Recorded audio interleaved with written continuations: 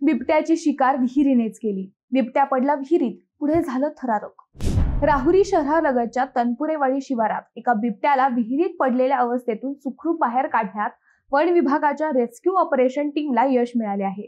भक्ष्याच्या शोधात भटकताना हा बिबट्या बाबासाहेब तनपुरे यांच्या विहिरीत पडला होता।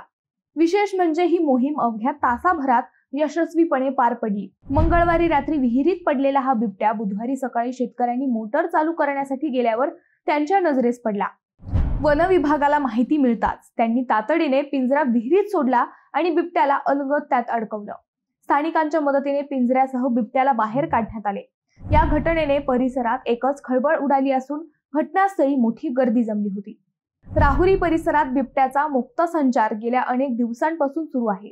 शेतकऱ्यांनी वन अधिकाऱ्यांचे अनेकदा लक्ष वेधले तरीही ठोस कारवाई झालेली नाही।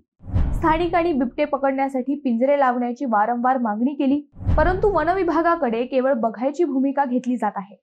अलीकडेच वन विभागाला 13 पिंजरे मिळाले असले तरी त्यांचा प्रभावी वापर होताना दिसत नाही। रात्री शेतात आणि दिवसाढवळ्या गावांमध्ये बिबट्यांचे दर्शन आता नित्याचे झाले आहे। या वाढत्या घटनांमुळे शेतकरी भयभीत झाले असून मानवी हल्ल्यांचे प्रमाणही वाढले आहे।